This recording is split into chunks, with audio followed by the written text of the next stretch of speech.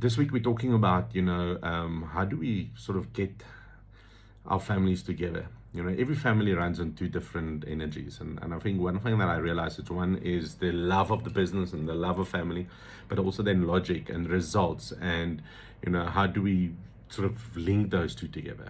Family is important because it runs for me on loyalty, belonging, and care, but also legacy of what are we building and leaving behind.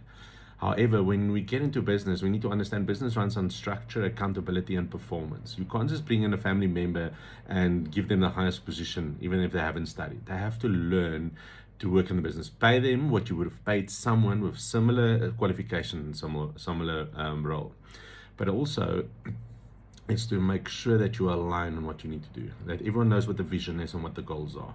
Otherwise, emotions are going to explode because of expectations. Expectation, I'm the son or the brother, and this is what needs to come to me. No, this is still a business. What is best for the business? See, a budget discussion can turn in very respected in a debate.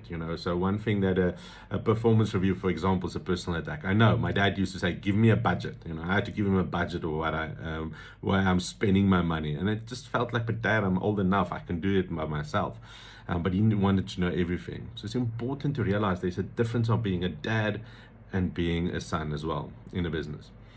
Both of them are important, but I think one needs to realize is that structure is important in business, but also love. Love for the culture, love for the legacy that we are building, the future vision.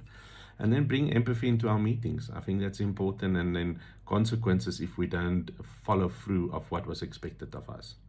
So let's grow our family businesses. Let's stand to each other and bring brothers and fathers and sisters and everyone together so that we can change this country, because family-owned businesses is sort of is where everything starts if you just think about big businesses today.